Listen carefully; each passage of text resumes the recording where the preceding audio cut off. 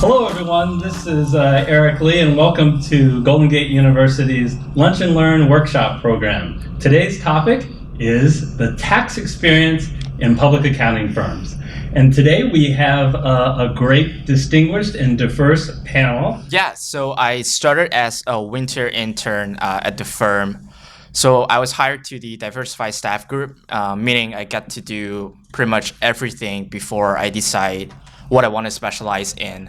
So 6 years ago, I started full-time at Deloitte. I had interned previous to that and had chose the private wealth practice, which is similar to PCS at EY.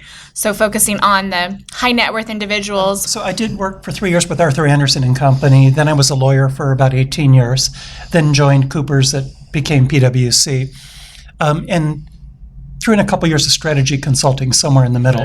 Is there a particular type of client or tax work or experience that you found really fulfilling? Yeah, I loved alternative investments. So the thing about private equity and venture capital is the fund groups are heavily involved with their portfolio companies, and they're usually relatively thinly staffed. They want you to be thinking through their business issues with them, not just their tax issues. Yeah, I agree with that consulting aspect of being a trusted business advisor.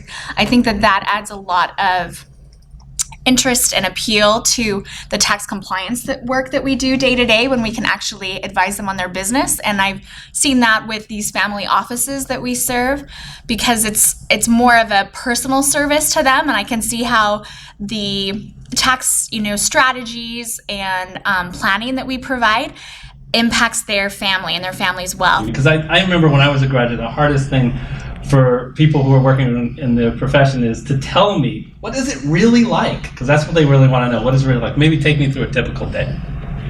So usually when I go in, I'll check all my emails and clear my inbox, just kind of see what I have that I absolutely need to finish for the day. Then I kind of prioritize what I need to do. So as a staff right now, I do mostly compliance work. So you prepare a lot of returns. Occasionally, you may have to help out with a test research project. Wyland's representing the staff here, so it sounds like you're doing the actual compliance, you're doing the work, getting the documentation. So, Katie, what do managers do then? I don't know. If he does all the work, what do you spend? What's a typical day in the life of a manager? Well, if he does really well, he makes my job very easy. But you still need to review the returns.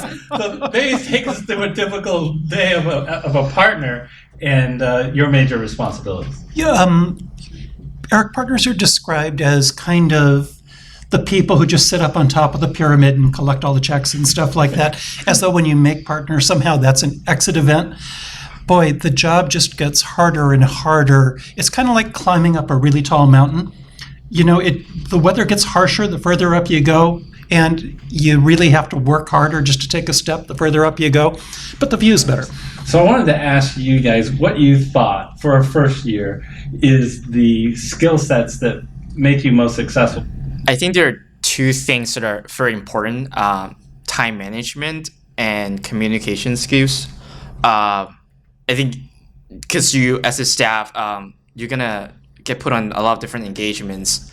So sometimes you're being pulled to different directions. So you kind of want to make sure that you manage your time well. The factors that seem to define success for a new associate, but I believe also are likely to attract a firm to you, are three. It's important that you care. And there are people who think this is just a job that if I get in, that's it, I've made it. And it's a service business. You have to care about your clients. You have to care about your teammates. Now, I point out you have to care about things outside of there, your family and friends, because we need to be able to balance that. Caring isn't just about a one-way street. It's about going back and forth. The second one is share, and that's the communication. Let people know if you're having difficulty. The third one, though, might be the most subtle, which is dare. And if you think about what public accounting does, it stretches you. You're going beyond your comfort zone. I know that you've had a lot of long hours and stressful times. How do you manage the stress, and how do you manage work-life balance? One argument is I haven't. I'm only 39 years old, and look at me.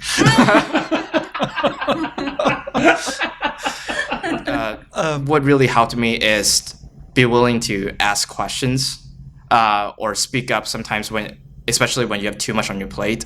Because I think as a staff, we are afraid to say no sometimes. When people ask you for help, then you just keep saying yes. And then you don't realize at that one point, oh, I actually have too much going on and I can't actually finish what I promised I would deliver. Yeah, I agree that the expectation when you come in is not that you know everything or even a lot of it, but just that you're willing to put the time in.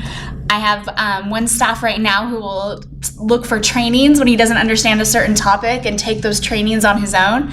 So just being proactive, about asking questions and learning. Fred, what do you like the most about working in public accounting? I'm connected with people.